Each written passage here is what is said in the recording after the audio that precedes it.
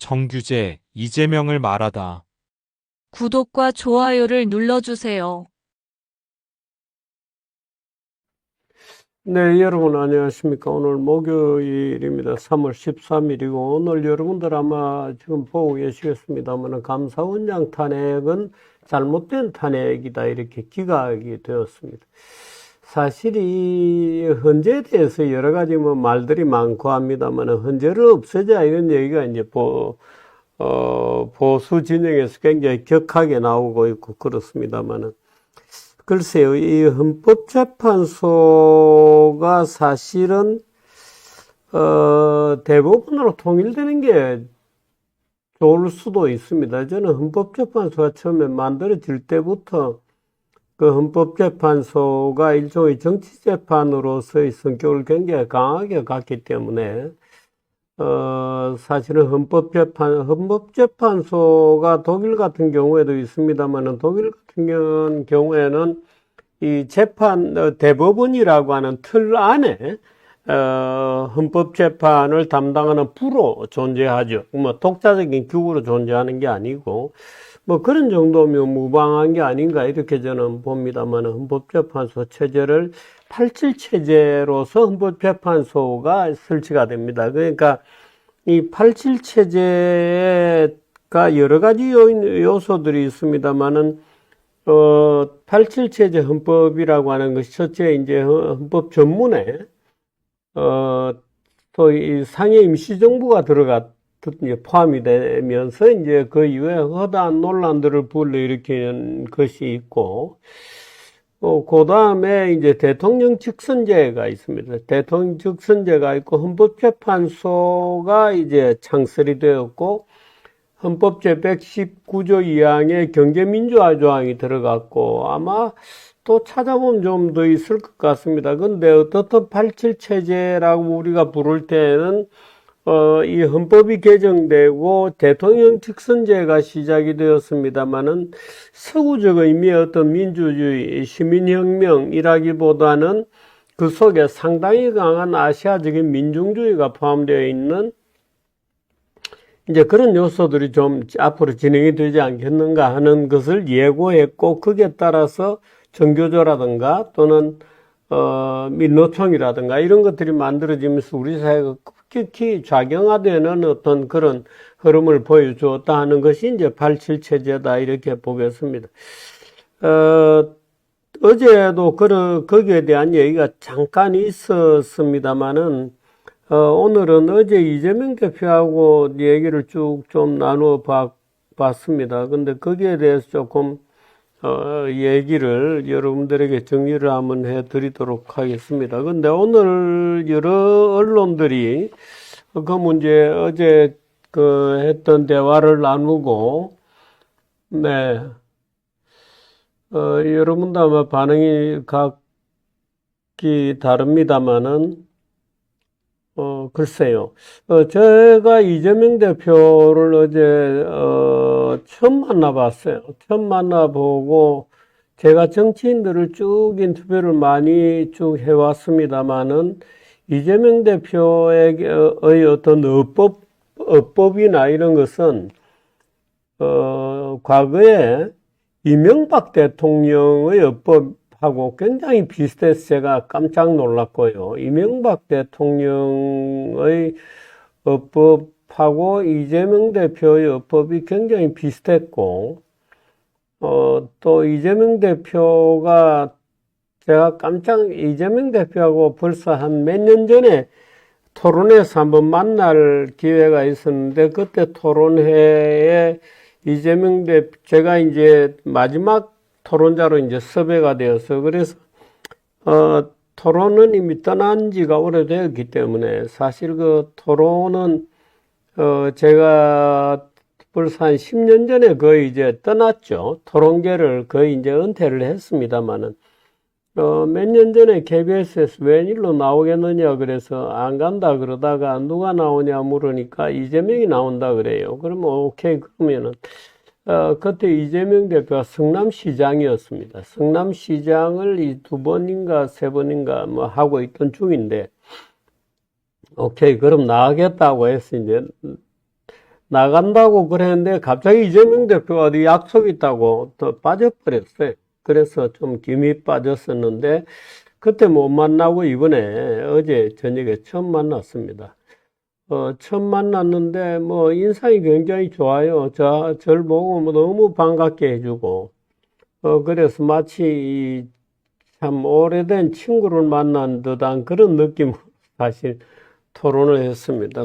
토론은 아니고 뭐 이재명에게 묻는다 뭐 이런 약간 분위기 비슷한 거였는데 그래서 제가 할 얘기를 몇 개, 아픈 얘기를 몇 가지 했습니다만은, 이재명이라는, 저는, 깜짝 놀랐습니다. 야, 이재명이 굉장히, 이런 얘기가 정치인에게는 좀 어색한 얘기입니다만은, 그야말로 이 말빨이 무척이나 늘었다, 이런 느낌을 저는 받았습니다.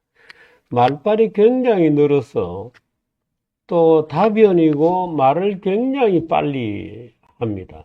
논리 전개가 굉장히 빨라요. 그러니까 그동안에 이분이 과거에는 좀 그런 뭐 과거에도 약간 그런 언어적 특성이 있었겠습니다만 국회에서 아마 굉장히 긴장된 시간들을 보내면서 축적되고 반복적으로 얘기하고 이런 그 숙련 과정이 굉장히 있었다는 것을 느낄 수 있었습니다. 굉장히 말을 빨리 하면서도 굉장히 축약되게 얘기하고 군더더기가 없이 얘기하는 놀라운 능력을 보여줬어요. 그래서 제가 어제 앉아서 초반전에 한 시간 어제 원래 50분 하도록 되어 있었는데요. 50분이 훨씬 지나고 1시간 한 뭐 3, 40분 이렇게 쭉 진행이 되었습니다만 나중에는 제가 그냥 가만 앉아서 들었어요.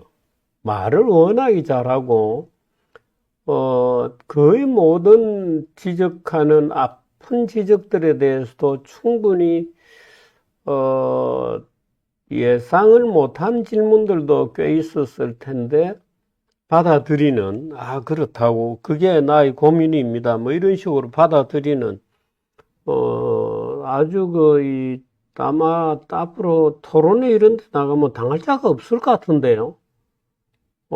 저도 글쎄요, 제가 과거에 뭐 토론 나간 지는 워낙 오래됩니다만 한 12년 전에 토론계를 은퇴했습니다만 그 전 단계, 한참 단일 그런 토론에서는 그야말로 제가 지금처럼 말도 느리지도 않았고 말이 굉장히 빨랐거든요. 말이 느리지도 않았고 말이 빨라야 됩니다. 토론에서 많이 빨라야 됩니다. 근데 또 저를 당할 자가 없다는 정도로 이 토론을 다녔습니다만 어제 제가 이재명 대표 얘기하는 걸 들으면서, 이야, 그때처럼 물이 올랐구나, 이 사람. 물이 완전히 올랐다.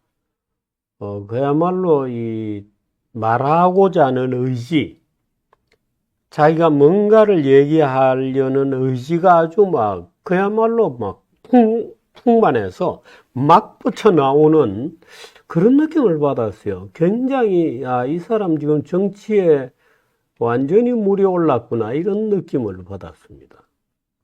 그래서 나중에 한 시간 지나가고 나서는 듣게 돼요. 그래서 말 재밌게 하고 MB 대통령이 말을 굉장히 재밌게 합니다. MB 대통령은 워낙 오랜 기간 동안의 비즈니스 경력이 있기 때문에 얘기하는 걸 들으면 너무 재밌어서 빨려 들어가게 돼요. 그래서 말하자면 인터뷰를 하러 갔다가 나중에는 그냥 가만 앉아서 듣게 돼요. 참 재밌게 얘기합니다. MB 대통령. 재밌게 얘기하기도 합니다만은 그 경험들이 예를 들어서 말하자면 하렘 같은 자기가 니스에 가서 양복을 입고 이제 넥타이를 매고 이제 심을 온 브리핑 자료를 들고 낑낑대면서 예를 들어서 사우디 왕자를 면회를 가는 겁니다. 사우디 왕자가 그쪽으로 와라 그래서 가니까 소위 뉴욕에서 데리고 온 젊은 미국인 여대생들이 뭐 미녀들이 절비하게 있는 가운데 그 미녀들 돈 주고 다 사온 거예요. 그래서 거기에 가서 그 사우디 왕자를 그때 사우디 왕자였는지 어디 다른 나라였는지 기억도 잘 안 납니다만 만나서 이제 그 간단한 브리핑을 하고 약속 장소를 잡는 거죠. 진짜 브리핑은 약속 장소를. 그런데도 이 브리프케이스에다가 이제 설명 자료를 잔뜩 넣어서 땀을 뻘뻘 흘리면서 니스의 그 여름에 저 모든 시민들이 벌거벗고 특히나 바닷가 호텔 주변에는 뭐 벌거벗은 여인들이 천지고 그런데 이제 이 동양 남자 몇 명이서 까만 양복 입고 브리프케이스를 들고 땀을 흘리면서 걷는 그 풍경을 설명을 하는데 실감나겠습니다. 그러니까 그런 얘기 듣다 보면 뭐 얘기에 빨려 들어가는 거죠. 근데 그런 재미난 얘기가 아닌 정치 얘기를 하는데도 이재명 대표가 특별히 말을 하는 재주가 있습니다. 참 제가 깜짝 놀랐습니다. 그래서 이재명 대표하고 다음에 이제 정식으로 토론 같은 것을 하게 되면 그때는 약간 그 전략적으로 고려를 하고, 준비를 하고 이 사람을 만나야 되겠다, 이런 느낌이 좀 들었어요. 어제는 사실은 제가 몇 가지, 따지고 싶은 것들이 좀 있었기 때문에 토론이라기보다는 또 이런저런 측면에 대해서 주문하고 싶은 것들이 좀 있었습니다. 그래서 특별히 뭐 준비를 안 하고 갔었어요. 내가 그냥 어떤 지적을 해야 되겠다 이런 것만 생각하고 갔는데 의외로 굉장히 본인이 답하기 어려운 지적인데 예를 들어서 이런 거죠. 이번 답하기 어려운 지적인데도 자기도 바로 그런 고민을 하고 있다고 이제 너스레를 떨면서 재밌게 얘기를 걸어가요. 그래서, 이 친구가 이제 정치적으로 발언하는데 완전히 물이 올랐구나 하는 느낌을 받았습니다. 그래서 예를 들어서 대선 과정에 들어가게 되면 어떤 후보가, 토론을 해도 만일에 그 형식이 자유토론 형식이라면은 감당키가 어렵겠고, 다른 후보가 10마디를 하면 15마디, 20마디를 같은 시간에 할 수 있겠구나 이런 생각을 받았습니다. 많은 메시지를 전달하는 사람이 물론 이기는 사람이죠. 그래서 굉장히 저는 그런 걸 느꼈습니다. 감당 되겠죠, 아마. 네.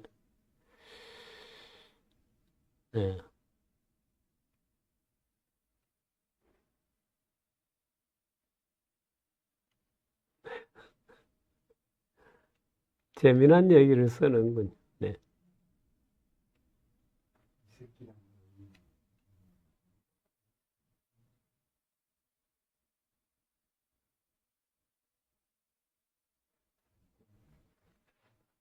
네. 네, 여러분, 생각 나름입니다. 근데, 글쎄요. 저로서는, 놀랬습니다. 이 사람 말 잘한다. 참 말 잘한다. 완전히 이제는, 그러니까 국회에서 몇 년 활동을 하면서 또 굉장한 정치 갈등들이 있었잖아요. 그 속에서 단련이 되어가지고, 그 속에서 굉장히 단련이 되어가지고, 적어도 어떤 주어지는 문제에 대해서, 순간적으로 뭐 이렇게 몇 가지 문제를 점검을 해서 논리적으로 풀어내는 그 긴장을 유지하는 수준이 상당히 그 깊이가 있었습니다.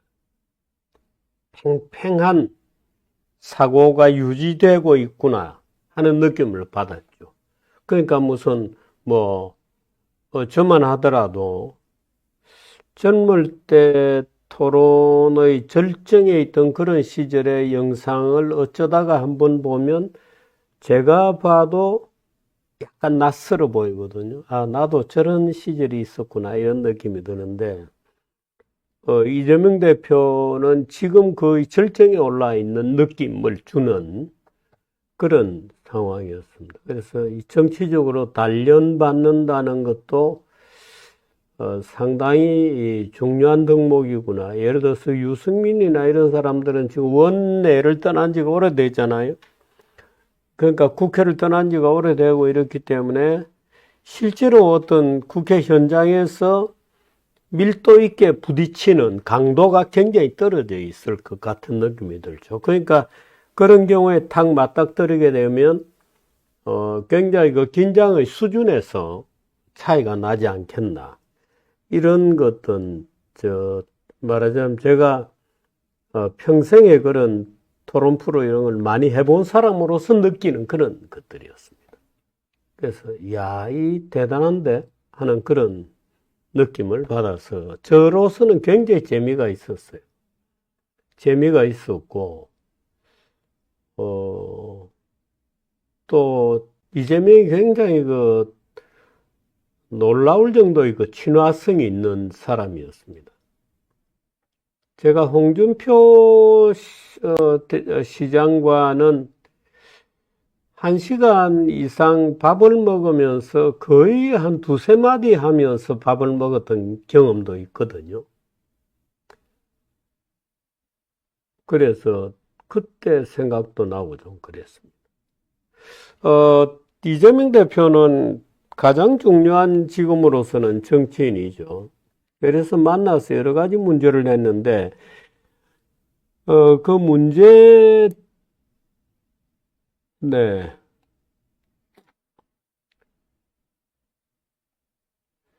네, 이재명은 이 말장난이 아닙니다. 예, 말장난이 아닙니다. 굉장히 나름대로 고민을 많이 해서, 숙련돼 있었습니다. 네, 숙련돼 있었습니다. 네.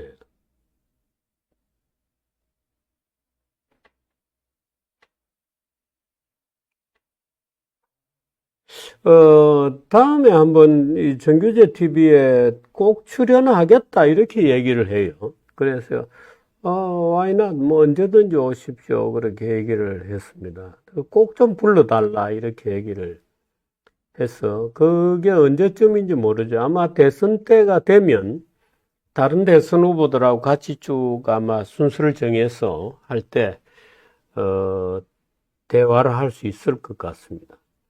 이제 그때는 제가 조금 이제 준비를 해서 여러분께 이재명의 모든 것, 그의 장점과 단점, 주특기와 실수하는 어떤 블랭크 지점을 제가 쭉 해체를 해서 여러분에게 보여드릴 수 있도록 조금 더 준비를 하는 게 맞을 것 같습니다. 제가 이 민주당 내부는 들여다 본 지가 워낙 오래되어서 뭐 박영진이가 어떻고 뭐 이런 얘기를 하는데 그건 제가 누군지 잘 우선 기본적으로 모르니까 무슨 얘기를 하는지 요즘 민주당 사정이 좀 복잡하구나 이런 걸 느꼈고 또 민주당의 소위 친문 문재인 정권 시절에 그 주도했던 그런 친구들이 만일에 이재명 대표가 대통령에 출마를 하게 되면 바로 당권을 우리에게 달라고 요구할 가능성이 있겠다는 느낌을 어제 받았습니다. 그래서 뭐 질문을 할까 그러다가 글쎄 뭐 내가 뭐 정치평론가처럼 질문을 할 수는 없기 때문에 말았습니다만 그런 느낌도 좀 받았고 말하자면 민주당 안에 내부 사정이 민주당 내부 사정이 상당히 복잡하구나. 우리가 밖에서 보는 거하고 달리 상당히 복잡하구나. 이런 것도 제가 좀 느꼈습니다. 박근혜 대통령 문제에 대해서 제가 질문을 했습니다. 박근혜 대통령 문제에 대해서 질문을 했는데 우선 뭐, 언론들이 보도에 대해서 조금 한번 여러분과 같이 보도록 하겠습니다. 네, 지금 이 보시는 거는 연합에 난 기사입니다. 어, 어, 이재명 씨가 박근혜 탄핵 사유 팩트를 검증하자는 주장도 있는데 정치적으로 좀 예민한 문제 아니냐 이렇게 답을 했다 이렇게 답을 이재명 대표의 답으로 이렇게 구성을 했습니다. 정규제와의 대담에서 정규제가 박은 부정부패 문제 이거는 이재명 대표가 한 얘기인데요. 부정부패 문제와 윤의 헌정질서 파괴는 차원이 다르다. 뭐 이런 얘기를 하고 또 어제 있었던 내용 중에 윤이 총리 장관 추천해 달라고 했지만 추천하지 않았다. 이런 얘기들을 어제 있었던 여러 얘기들을 조금 줄여가지고 하고 톱으로는 박근혜 제목을 달았습니다. 박근혜 대통령이 제목으로 네.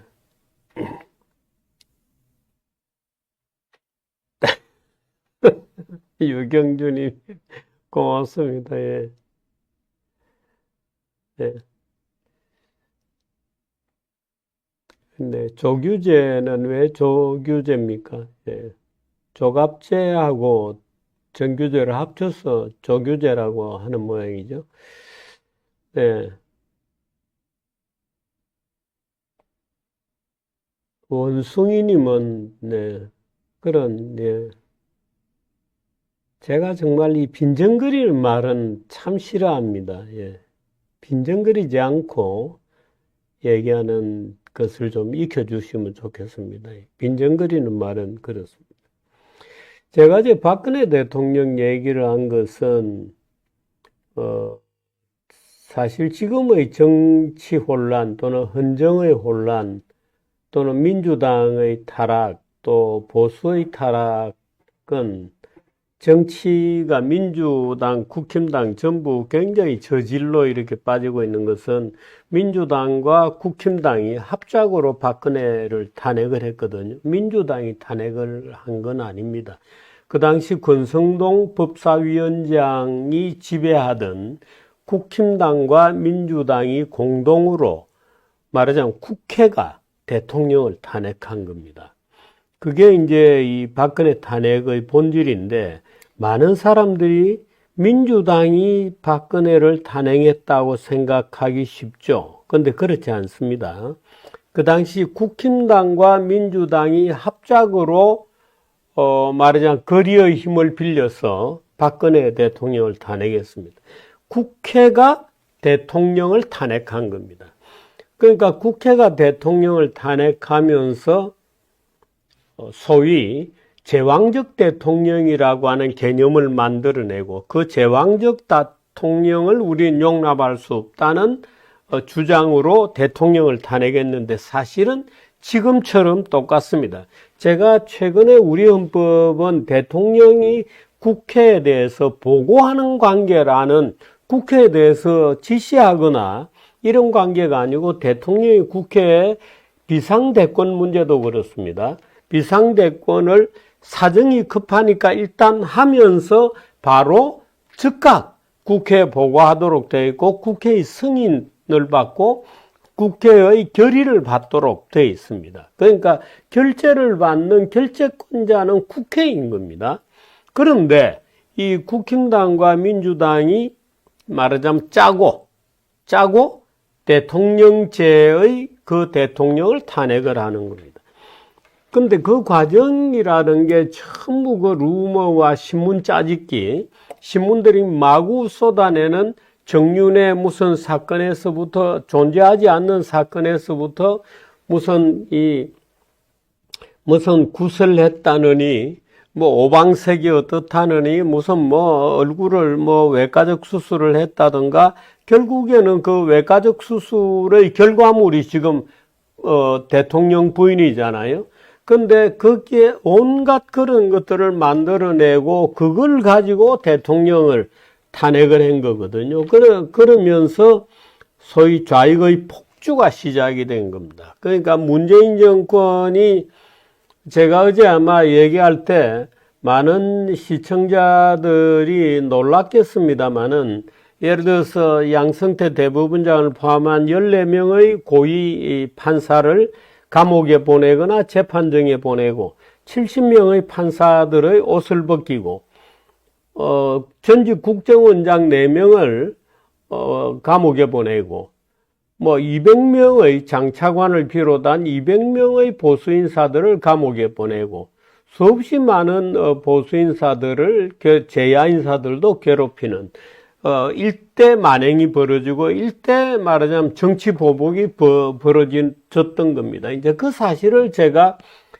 그 당시에 여러 가지 문제가 있어서 그렇게 되었고 그것이 지금의 계엄에 대한 반발, 보수 국민들의 반발에는 그런 그 기억의 층들이 오버랩되어 있는 거다 하는 얘기를 하고 싶어서 그 얘기를 꺼냈고 또 이 박근혜 대통령 문제는 언제라도 재심이 되어서 그 당시의 그 상황들에 대한 리뷰가 되고 한국인들이 그 당시 상황에 대한 이해를 해야 박근혜 체제가 왜 탄핵에 의해서 방만한 국회 권력을 농단하는 국회에 의해서 대통령 제도가 탄핵되었는지에 대한 이해를 할 수 있습니다. 그래야 지금의 정치도 잘 보이게 되고 문재인의 그 말하자면 독재 정부의 성격도 이해가 되는 겁니다. 근데 그때 주구였던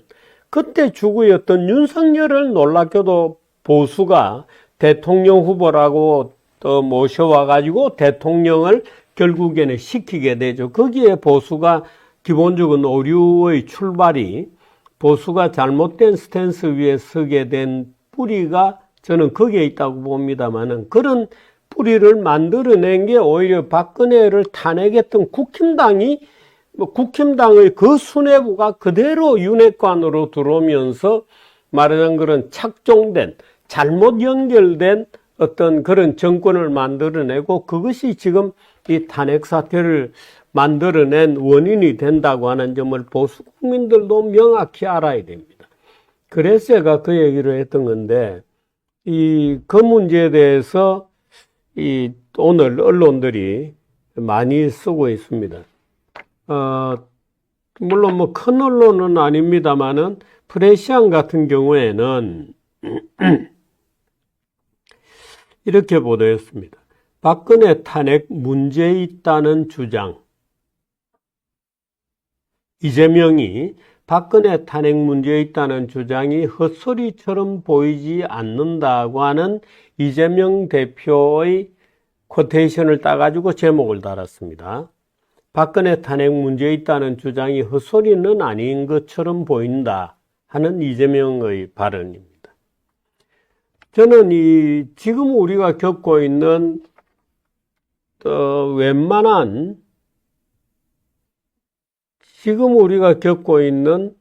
갑자기 기사가 이렇게 빠지게 되었군요. 지금 우리가 겪고 있는 웬만한 어떤 그런 불법, 무법, 비법의 탈법의 이런 양상은 우리 사회의 일종의 정치 아노미적인 이런 상황은 저는 이 박근혜 탄핵에서부터 시작이 되고 또 그런 기운들이 모여서 박근혜 탄핵을 시작했다고 보기 때문에 그 박근혜 탄핵의 잘못된 단추를 바로 끼워주는 것이 중요하다고 보아서 그 문제를 제기했던 겁니다. 근데 이재명 대표가 그렇게 답을 해서 눈길을 끌었다.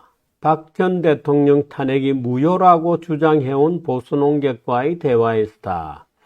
이 대표는 10일 채널A 유튜브 인터뷰에서 정규재 전 주필과 대담했다. 정주필은 박 전 대통령 탄핵 결정에 불복하며 탄핵 무효를 주장해온이다. 이 대표는 그와의 대화 과정에서 최근에 정주필의 생각을 조금 이해하게 됐다면서 박 전 대통령 탄핵 사유인 개인의 부정부패 문제와 윤석열 대통령 탄핵 소추 사유인 국가 헌정 질서를 통째로 파괴하는 행위는 차원이 다르다고 생각한다. 거기에 비교하니까 전혀 다른 분이시더라고 말했다. 근데 여러분 보세요. 박근혜 대통령이 부정부패 문제로 탄핵되었다. 이렇게 이재명 대표가 기억하고 있잖아요. 부정부패 문제로 탄핵한 것이 위헌입니다.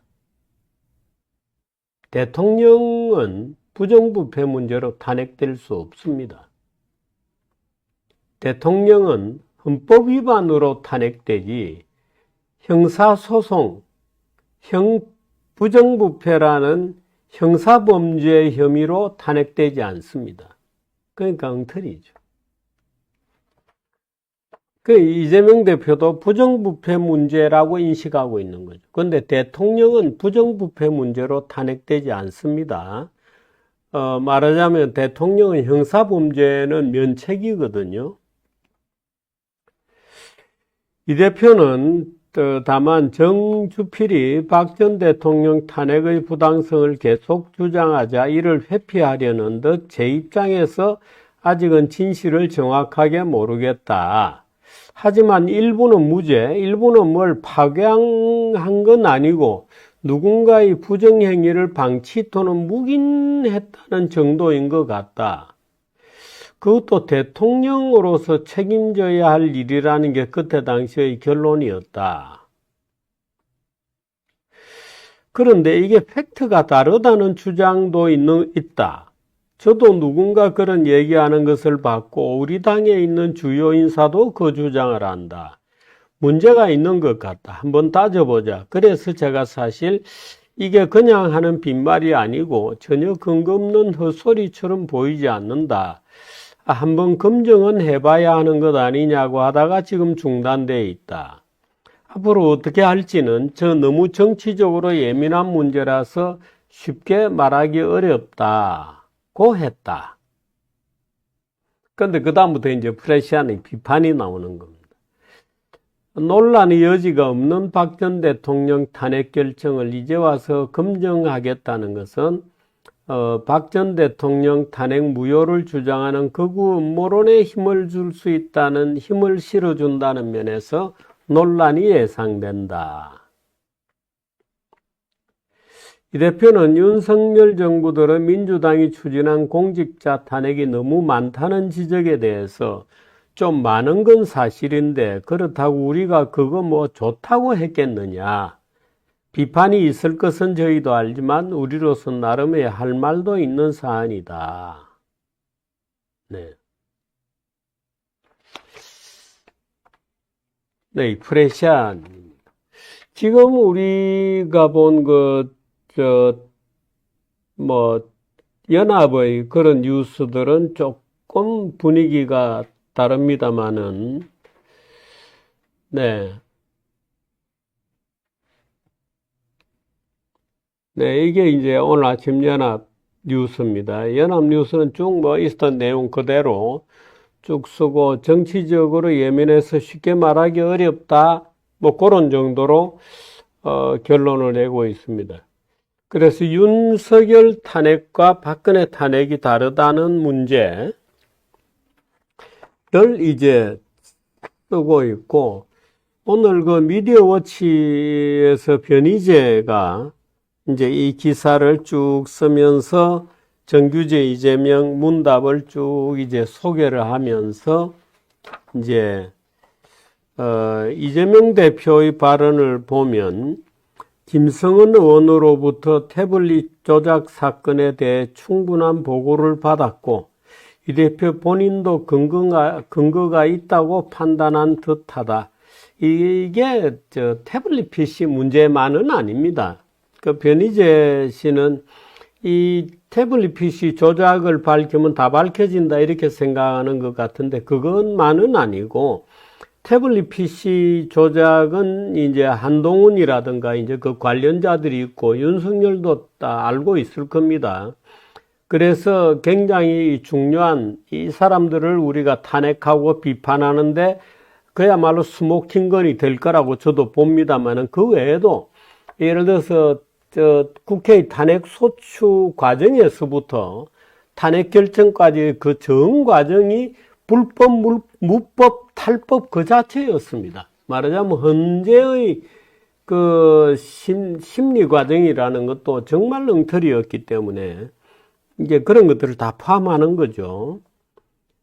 그러나 조작과 진실의 문제를 정치적으로 예민한 사안이라고 평가하는 오류를 범하고 있다.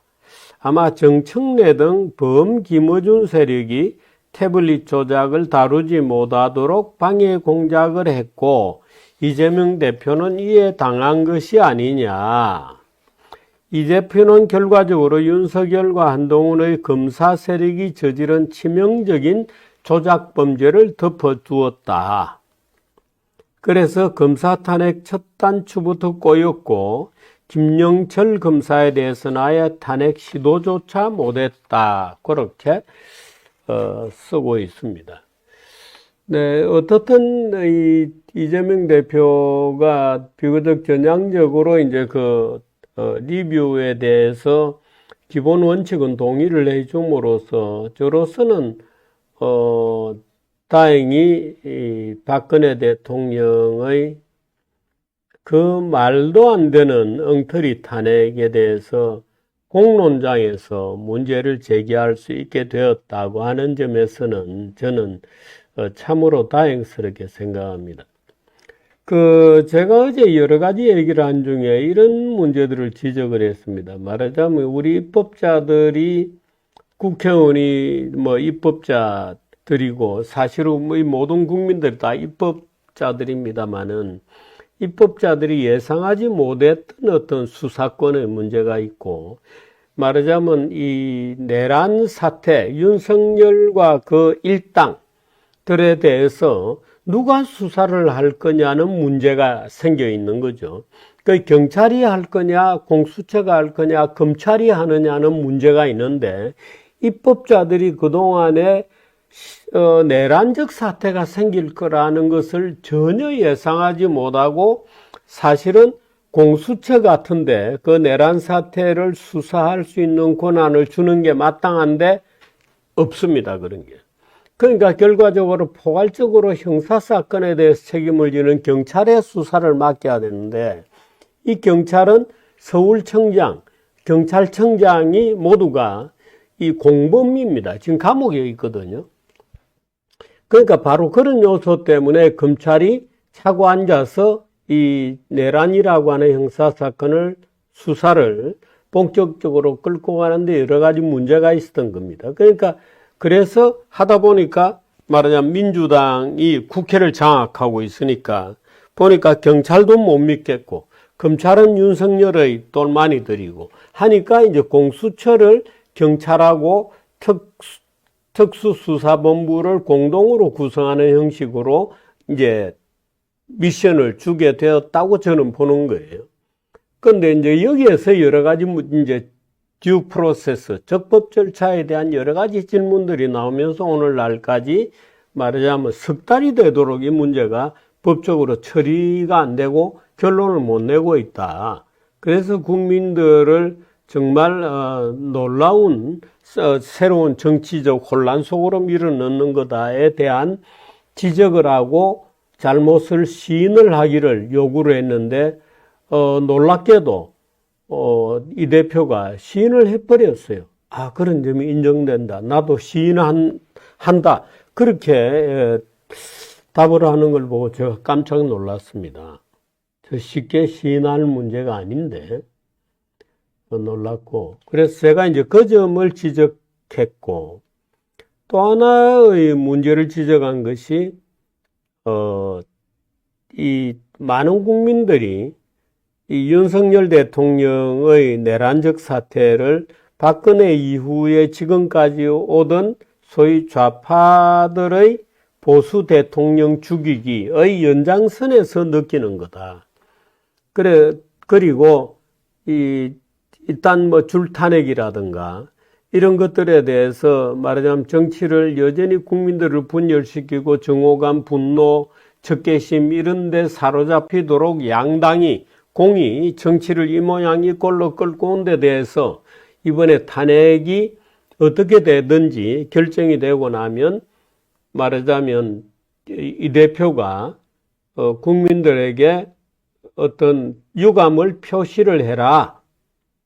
국민 여러분 죄송합니다. 우리가 대통령은 탄핵이 되었지만 우리도 사실 여기 이번 사태에 대해서 깊은 책임을 공감한다는 요지의 뭔가 발표를 하라는 거죠. 그렇게 해주지 않으면 말하자면 이 승복하겠는가 누가 이제 그런 얘기를 했습니다마는 놀랍게도 그 문제에 대해서도 승복을 했어요. 시인한다. 우리도 잘못했다. 뭐 꼭 우리가 하고 싶어서 한 것은 아니고 상황적으로 뭐 김건희 문제 뭐 이런 것 설명은 쭉 있었습니다마는 적어도 그 문제에 대해서 민주당도 그 일정한 책임을 지고 있다는 것을 시인을 했어요. 이제 그런 것들이 좀 제가 눈에 좀 띄는 그런 내용들이었습니다. 그리고 뭐 윤 대통령하고의 얘기 뭐 이런 것들이 좀 있었고 그래서 재밌게 들었습니다. 네. 네.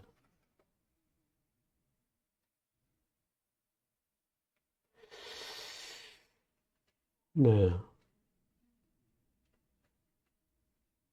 네, 원숭이님은 닉을 원숭이로 그렇게 쓰는데 너무 어울리는 그런 댓글을 쓰네요. 네. 자익 교수는 누구죠? 자익 교수한테 당하더니 이재명이가 그런 식으로 얘기하면 뭐 진짜로 사과한 줄로 아냐 뭐 이런 거네요. 네.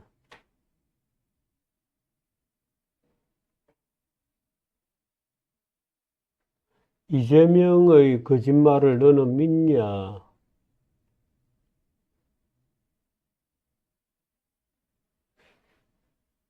네.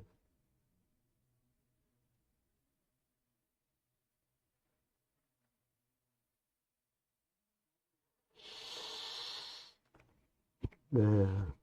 정치인들이 진짜로 사과를 하겠습니까? 정치인들은 진짜로 사과를 하는 사람들이 아닙니다. 진지하게 사과를 하는 것을 보여주는 거죠, 그냥. 예. 정치인들은 진짜로 사과하는 사람들이 아니에요. 네.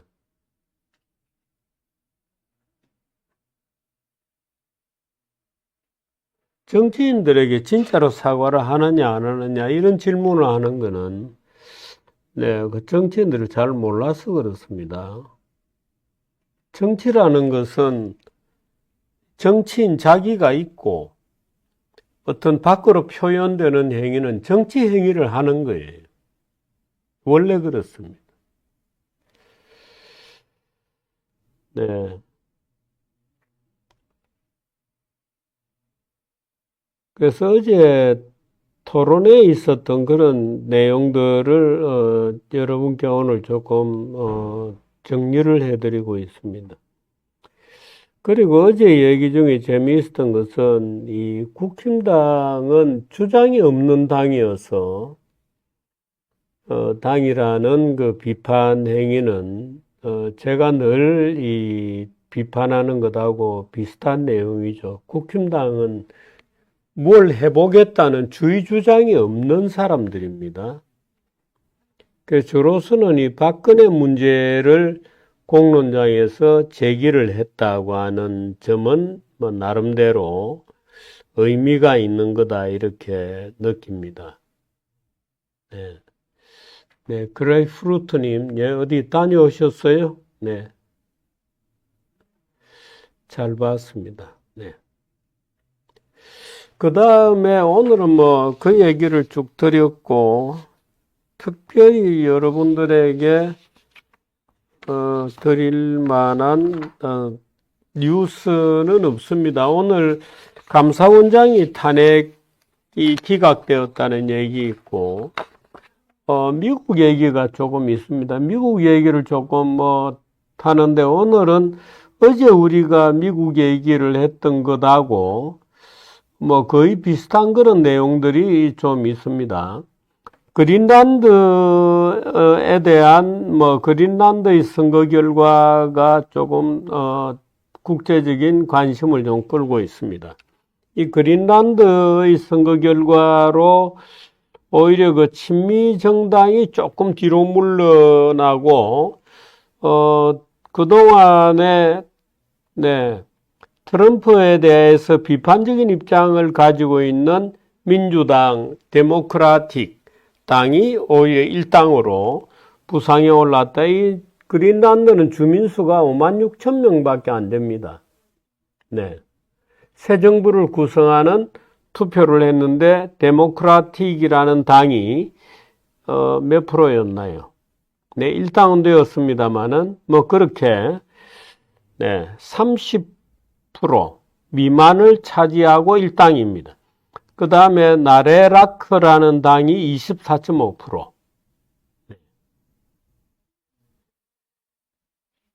1위와 2위의 차이는 1,500표 정도밖에 되지 않습니다. 그러니까 아주 전체 유권자 수가 56,000명이고 시민의 수가 1당이 30%가 안 되고 2당이 24.5%, 3당이 20% 이렇게 됩니다. 그러니까 골고루 나눠 가졌습니다만 그 3당이 1당이었다 3당으로 밀려나고 오히려 이 트럼프의 주장을 무색해 하는 정도로 독립을 추구하는 이제 이런 사람들이 오히려 다수당이 되었다는 그런 뉴스가 지금 좀 들어와 있고,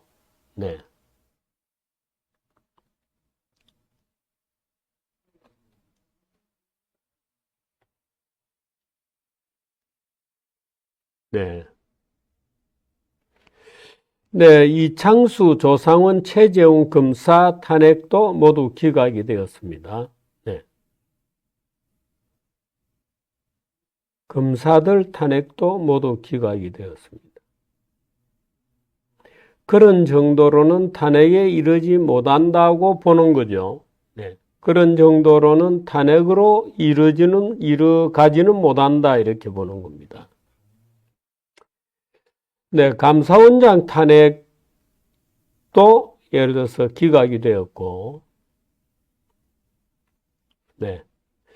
오늘의 여론조사를 한 건 보도록 하겠습니다. 국민의힘이 38%, 더불어민주당 36%, 이재명 31, 김문수 11.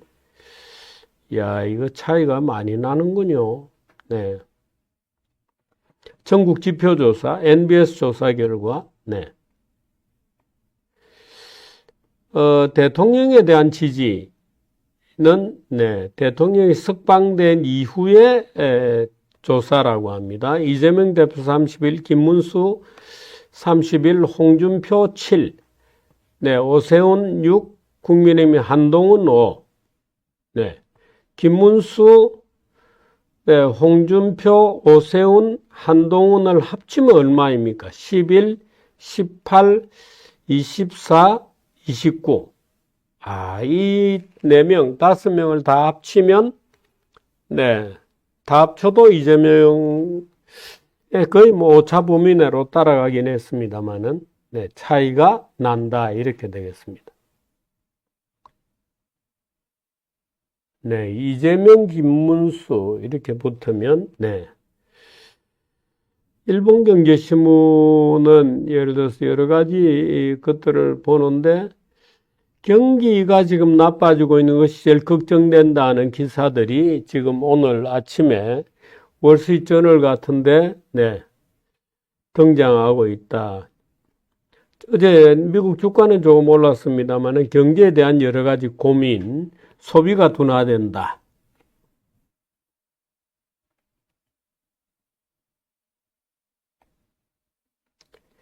트럼프가 대학을 단속했고 플로리다가 선두를 달렸다. 이렇게 되면 미국은 보수 물결이 말하자면 남쪽에서부터 진보 물결은 뉴욕에서부터 이렇죠. 미국에는 보수 물결이 남쪽 벨트에서부터 시작이 된다. 이렇게. 미국은 대학들도 국가로부터 보조금을 굉장히 많이 받습니다. 최근에 그 미국의 변화 중에 하나가 풀브라이트 장학금이 없어졌고, 길먼 장학금이 없어졌고, 국가나 또는 주요 그 사회 교육 펀드들이 외국인들에게 또는 외국에 나가는 자국민들에게 주는 장학금이 잇따라 철폐되고 있습니다. 그래서 그 유서 깊은 우리가 어릴 때부터 들어왔던 그 풀브라이트 장학금도 없어졌습니다. 그래서 약 아마 4,000명이 우선 당장 그 장학금을 못 받는다 이렇게 되어 있고요. 그런 것들이 이제 대학교 혁신하고 다 맞물려 있습니다. 그래서 대학교 혁신은 DEI, 다양성, 그 포용성, 에퀴티, 평등성이라고 하는 가치를 중시하는 그런 그 말하자면 대학교 입학 사정관들의 활동이라든지 또는 대학교 내에서의 여러 가지 다양한 것들을 빨리 없애야 정부가 보조금도 주고 그렇습니다. 그러니까 그런 것들이 남쪽에서부터 오히려 일어나서 진행되고 있고, 좌경화는 대개 뉴욕에서부터 시작이 돼서 남쪽으로 또는 서부에서 시작해서 중부로 남부로 이렇게 퍼져나가는 이념의 지도를 미국은 보여주고 있는 거죠. 네, 경제에 대한 소비자 불안이 계속해서 미국인들을 괴롭히고 있습니다. 지금 CNN 같은 데는 그 미국 트럼프의 우왕좌왕을 아주 시간대별로 쭉 써서 우리들에게 보여주고 있습니다. 네, 트럼프의 굴욕이다 이렇게 봐야 되겠죠. 네. 트럼프의 굴욕이다 이렇게 봐야 될 것 같습니다. 네.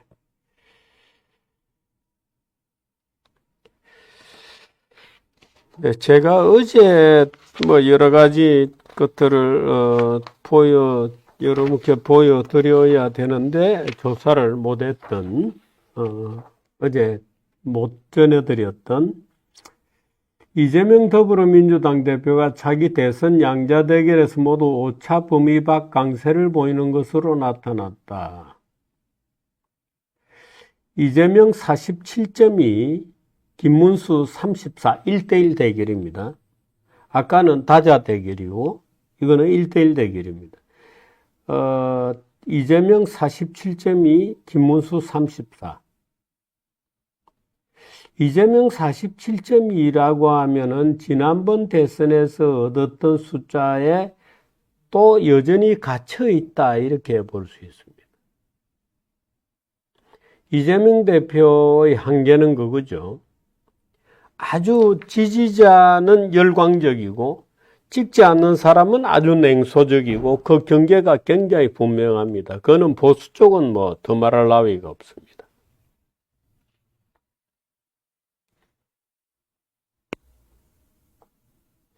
이재명 홍준표를 붙이면 어떻게 되나? 이재명 46.8, 홍준표 24.9. 김 장관보다 약 8% 정도, 아니 10% 정도 밑으로 뚝 떨어집니다. 게임이 안 되는군요. 오차범위 밖 차이가 21.9% 납니다. 홍준표 시장이 단체장으로 있는 대구 경북은 어떠냐? 대구 경북에서 이재명과 홍준표가 붙으면 이재명 41.8, 네, 47.2가 평균치인데 뚝 떨어지죠. 네, 41.8, 홍준표 29.5 그렇게 됩니다. 이건 의외죠. 대구 경북에서만큼은 그래도 홍준표가 이재명보다 높아야 될 것 같은데 대구 경북에서도 이재명 대표 41.8, 홍준표 29.5.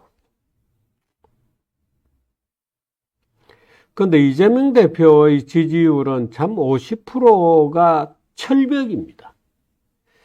예를 들어서 인천, 경기, 인천에는 자기 지역구도 있고 그렇습니다만은 지역으로 따지면 예를 들어서 홍준표하고 붙었을 경우에 이재명 49%, 홍준표 23.3%.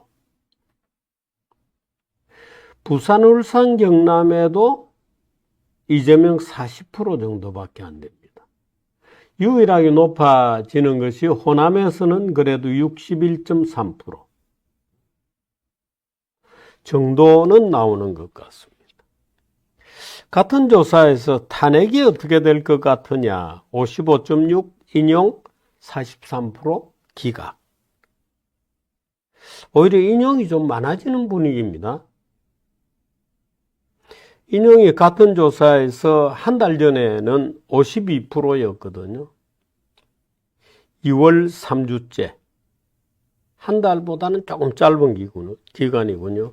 지금 3월 2주째에는 52에서 55.6으로 4.6% 정도 3.6% 정도 올랐습니다.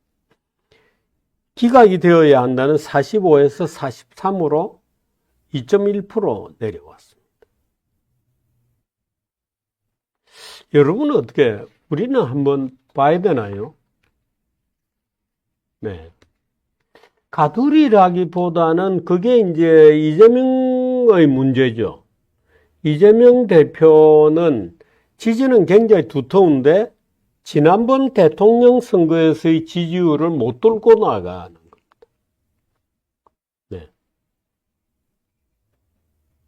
못 뚫고 나가는.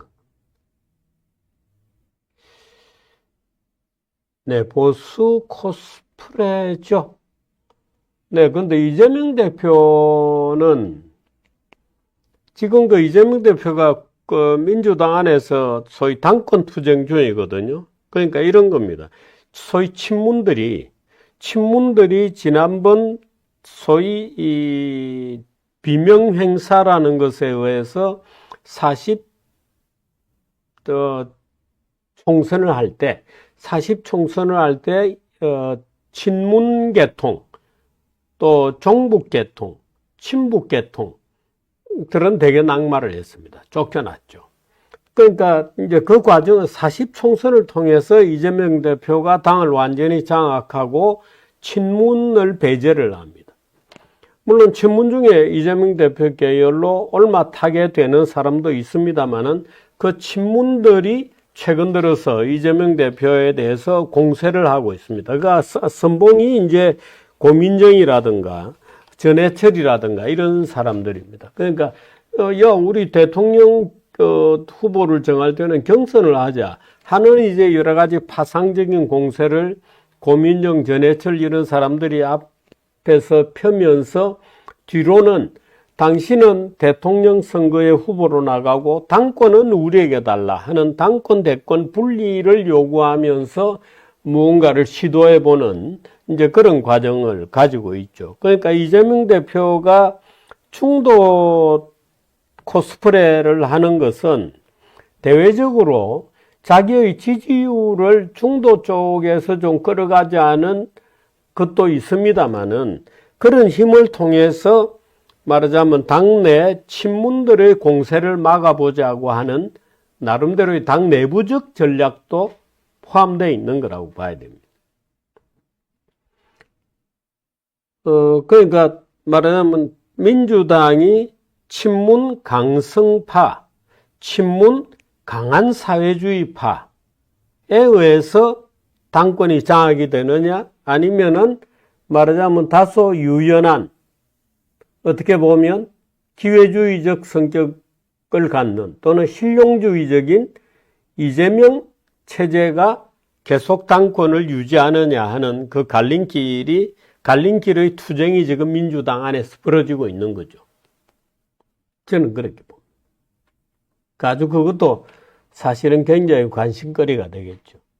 제가 어제 그 얘기가 그 촬영을 시작할 때 한 건지 아니면 제가 그냥 사석에서 물어본 건지 지금 조금 헷갈립니다만은 국힘당의 전망에 대해서는 국힘당은 당으로서의 내적인 어떤 결속력이라든가 이런 것이 전혀 없다. 그래서 당이라고 볼 수도 없는데 그렇다고 해서 쉽게 없어지지는 않는 그 내부의 결집이라고 하는 말하자면 이익공동체적인 어떤 그런 그 유지하려고 하는 내 구심력도 동시에 상당히 커서 잘 없어지지 않는다 이런 얘기를 하더라고요. 그래서 제가 그런 구심력보다는 정당법과 선거법이 양당 제도를 취하고 있어서 이 양당을 밀어주는 또 이 양당이 아니면 제3당, 제4당은 정당법과 선거법상 활동을 제대로 할 수 없도록 되어 있습니다. 그래서 그런 법률 체제들이 이기적인 법률 체제들이죠. 말하자면 양당의 기득권을 지키기 위해서 3당, 4당의 출현을 막는 거죠. 이제 그런 것들이 작동하고 있기 때문에 그렇다. 이런 제도에 대한 교정들이 좀 필요하다. 뭐 이런 얘기도 어제 나누었습니다만은 오늘 언론 보도에는 별로 그 부분은 없는 것 같습니다.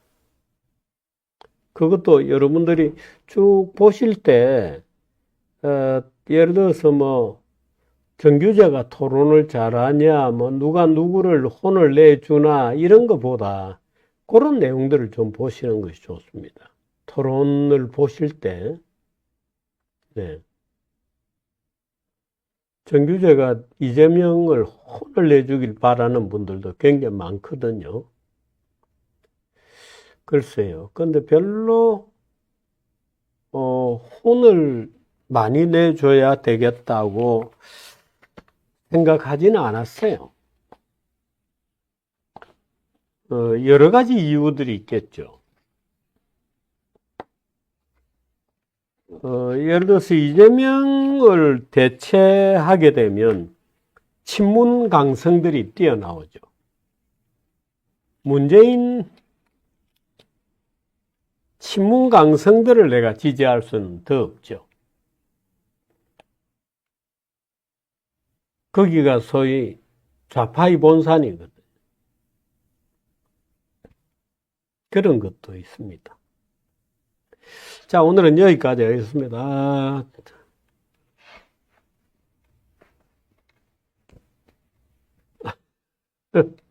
제가 뭐 선택할 입장은 아니고요. 네. 그런 생각이 드니까, 예. 그렇습니다.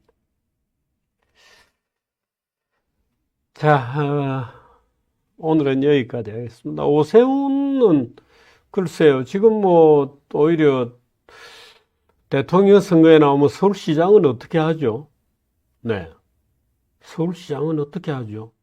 오세훈이 서울시장을 포기하고 대선에 나오면, 그럼 서울시장은 어떻게 하죠? 뭐, 여러 가지, 대구시장이야 뭐, 홍준표가 나온다고 해서, 또 누군가가 뭐, 네, 그렇습니다만은, 네. 네, 어제 토론을, 재밌게 보셨기를 바랍니다. 제가 말하자면 이제, 이 윤 대통령에 대한 탄핵 문제가 정리되고 나서, 만일 이제 우리 정치가 이 본격적인 선거 체제로 전환되면 그 선거 기간은 2개월밖에 안 되거든요.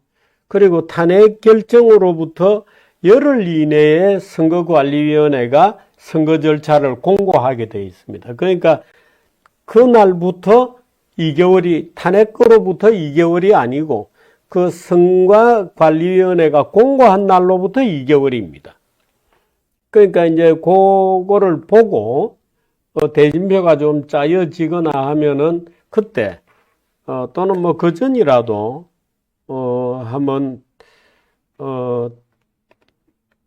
이재명 대표를 뭐 저희 정규제 TV에 한번 초대를 해서 이런저런 그때는 뭐 제대로 토론을 한번 해볼까요? 네, 토론을 한번 해봤으면 좋겠습니다. 여러분들도 실제로 예를 들어 경제정책 이런 데 대해서 조금 그래도 아는 사람을 원하시겠죠. 이제 그런 의미에서 한번 토론을 해보도록 하겠습니다. 오늘은 여기까지 하겠습니다. 고맙습니다. 오후에는 강병균 교수와 이병태 교수의 이 신은 진화하는가에 대한 정말 수준 높은 대화를 들으시겠습니다. 고맙습니다.